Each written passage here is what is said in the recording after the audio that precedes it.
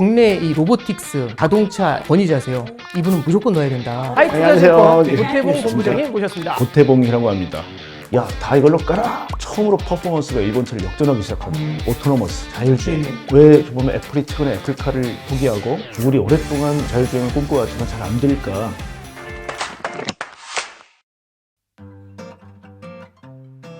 안녕하세요. 신한은행 오건영입니다. 안녕하세요. 신한은행 이현주입니다.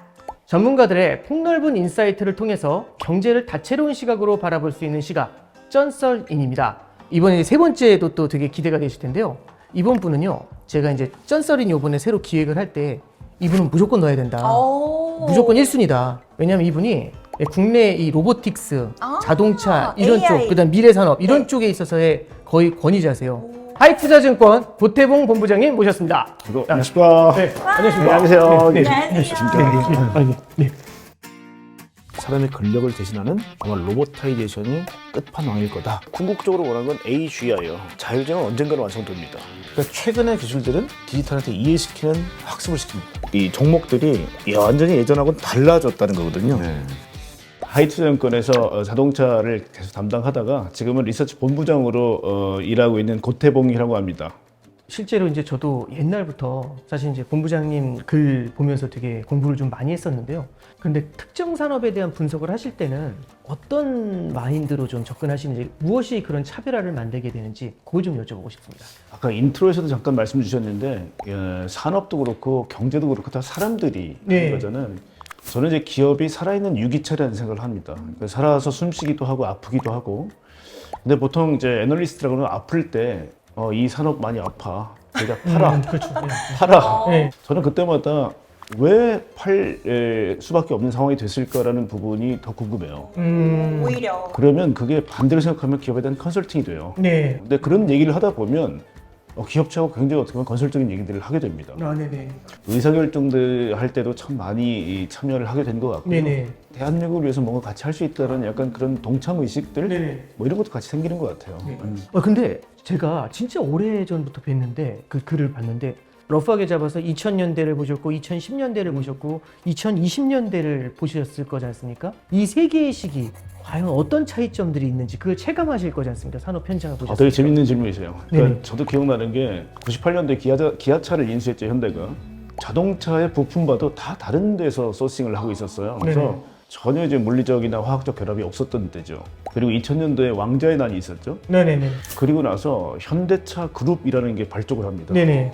왜냐면 많은 부품사들이 탁탁탁 붙기 시작하고 정말 대한민국 자동차 산업이 뭔가 완성되어 가는 때가 2000년대였고요. 그때 해외 전략이 같이 발동하게 됩니다. 2002년도에 중국, 2005년도 미국, 2008년도 유럽 이런 식으로 계속 나가게 되죠. 붕어빵 기계만 있으면 재료만 넣으면 붕어빵 뜯을 수 있잖아요. 찍어내는 것처럼. 그러니까 한국에서 만들었던 자동차를 해외에서도 계속 만들 수 있어지면서 단가가 떨어지기 시작하죠. 10년도가 되면서 여러분 잘 아시는 이제 차화정의 분위기가 점점 무르익죠. 네네. 2007년도, 8년도, 9년도에 미국이 상당히 좀 어려웠고요. 미국 빅3가 휘청합니다 그때. 그때 이제 어떻게 보면 이게 웬 떡이냐 해서 달려들었던 게 일본, 네. 독일 자동차가 굉장히 서슬퍼렇게 덤벼들 때고요. 근데 그때 이제 잘 아시는 것처럼 디젤 게이트 문제나 렉서스의 어떤 급발진 문제들 이런 외생 변수들이 생기기 시작합니다. 그때 이 대한민국 자동차는 직분사 엔진이라는 걸 만들어요. 이게 무려 엔진 값이 한 100만 원 비싼 겁니다. 네네. 근데 그때 이제 회장이셨던 정몽구 회장이 야, 다 이걸로 깔아! 이렇게 하신 거예요. 처음으로 퍼포먼스가 일본 차를 역전하기 시작합니다. 그러니까 가성비가 끝내주는 차가 된 거죠. 그때까지는 그래도 지금 생각하면 레거시 자동차들, 네. 옛날에 내연기관이나 이런 걸 가지고 얘기를 했었다면 이제 2012년에 등장한 테슬라, 2009년도에 등장했던 뭐 우버 네. 이런 새로운 변화들이 한국에서는 큰 변화를 못 만들었지만 이미 해외에서는 새로운 모빌리티에 대한 움직임이 막 일어났던 거죠. 네. 그리고 이제 2020년 들어서는 뭐 AI가 자동차에 접목된다든지 네네. 레거시 자동차 업체들은 굉장히 어려움을 겪고 있고 네네. 신생 자동차 업체들은 계속 득세를 ha는 네네. 뭐 최근에 뭐 BYD 이런 얘기 많이 들어보셨죠. 그렇죠. 예. 테슬라도 이제는 우리가 정통 플레이어라고 보지 뭐 스타트업이라고 생각 안 하지 않습니까? 그렇죠. 예. 2020년도는 진정한 모빌리티, 미래를 향해서 이제 AI와 자동차라는 머신이 결합되는 시기. 뭐 이런 것들 저희가 맞이하고 있는 것 같습니다. 네, 이게 하나하나 들어보니까 2000년대는 결국엔 모듈화라는 걸 통해 가지고 효율성을 추구했으면 2010년대에는 직분사 엔진, 저는 그 얘기 듣고서 확실히 기술력에서 어떤 부분이 이제 좀 갭을 좁히는 건지 참 많이 느낄 수 있었는데 2020년대 들어와가지고 이제는 제 생각엔 새로운 세계를 위해서 그냥 다 같이 경쟁하는 맞습니다. 그런 세계가 된 것 같아요. 맞습니다. 예. 진짜 이 10년 단위로 참 뚜렷한 변화들이 참 많이 나타나네요. 네. 그럼 지난 20년 동안 기술 발전의 최전선에서 수많은 변화들을 지켜보셨을 텐데요. 그 중에서도 이것만큼은 정말 충격적이었다 하는 변화 3가지 혹시 꼽아주실 수 있으실까요? 일단 전장화라는 흐름도 있을 것 같아요. 메카트로닉스라고 부르는데요. 전기 장치로 변해가는 과정들. 네네. 자동차를 처음에 배울 때는 기계였어요. 예. 근데 그 다음에 유압이라는 걸로 부드러워지는 이제 파워 핸들이라는 게 파워핸들. 있었고요. 예. 지금은 이제 MDPS라고 센서가 전기 신호로 모터를 돌려서 핸들이 조향이 되는.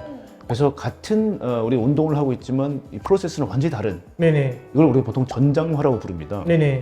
사람도 전기 신호를 보내지만 AI도 전기 신호를 보낼 수 있어요. 네네. 그러면 이 몸뚱이에 해당되는 자동차는 이 전장화 덕분에 AI 명령을 그대로 수행할 수 있게 된 거죠. 네네. 또 하나는 뭐 당연히 케이스를 얘기할 수 있을 것 같아요. 케이스요. 케이스는 이제 CASE의 어떤 이 약자 조합인데요. 이 커넥티비티. 예. 기본적으로 통신이 연결돼야 클라우드에서 데이터를 받든지 아니면 이제 오버디에어라고 네네. 해서 무선 업데이트가 된다든지 할 거고요. A가 이제 오토노머스, 네네. 자율주행. 네네. 한쪽은 레거시 자동차 업체가 꿈꿨던 미래, 네. 한쪽은 테슬라나 엔비디아 같은 진영이 꿈꿨던 미래. 두 개 중에 아마 여러분들은 결과를 다 보고 계시죠, 최근에.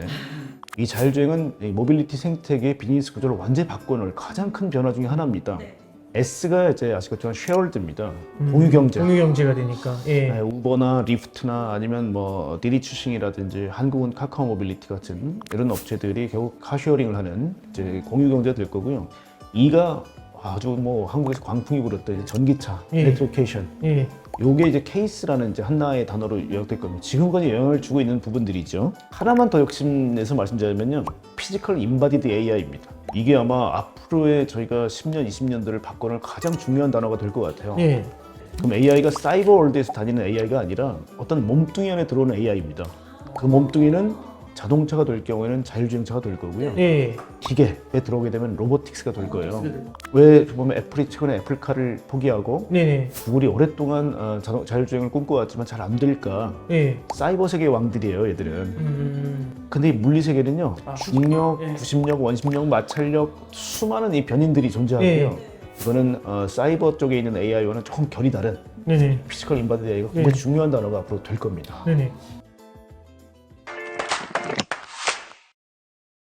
2000년대에 그 패러다임을 갖고 그 자동차 기술을 갖고 지금을 바라보면서 투자하려고 하면 굉장히 많은 미스를 범할 수 있을 것 맞습니다. 같습니다. 예. 과거의 패턴을 갖고 지금에 투자했을 때 나타나는 오류, 지금의 투자에서는 그런 게 작용할 수 있다고 보시는지 어떻게 보십니까? 우리가 생산의 3요소를 보면 자본, 토지, 노동 얘기하지 않습니까? 좀 생각을 좀 많이 달리 해야 될 것 같아요. 자본?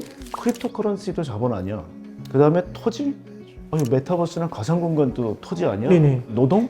로보틱스는 블루 컬러. 그 다음에 AI는 화이트 컬러. 그럼 모든 기술들이 기존에 있는 생산의 3요소를 대체할 수 있는 시대가 됐죠. 이전 같았으면 땅이 얼마나 있어?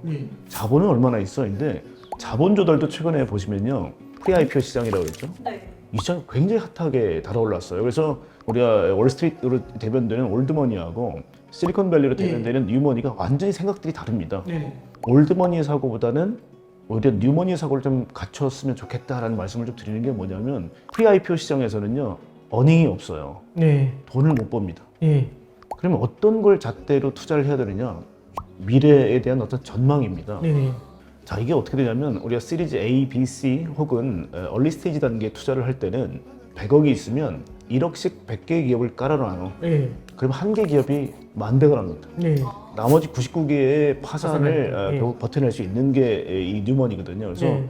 믿음과 미래에 대한 어떤 전망으로 밸류에이션을 계속 올려가는 과정이고요. 프리-IPO 과정들을 열심히 공부하시거나 그쪽 메커니즘을 이해하신다면 왜 우리 지금 유통시장에서도 그 발행시장 같은 문법들이 통할까? 네네. 그게 아주 예전하고 지금하고 다른 현상입니다. 그래서 말씀드리자면 기술이라는 변수가 아까 얘기했던 이 세 가지를 능가하는 시대가 됐죠. 네네. 또 그다음 투자 사이드에서는 발행시장이 유통시장의 문법까지도 바꾸고 있는 시대다. 네. 자, 그렇게 고려하신다면 이건 결국 기술에 대한 이해도가 아마 투자에 대한 것들을 많이 나누게 될 거예요. 저도 참 많이 반성을 하는 게 이제 결국에는 숫자를 통해서 보거나 아니면은 기존의 패턴을 보면서 금리나 환율의 어떤 메커니즘을 통해서 이제 마켓을 해석하려고 하는데 이 기술이라는 말씀을 해주시니까 뭔가 이제 좀 떵하는 그런 느낌이 좀 많이 듭니다.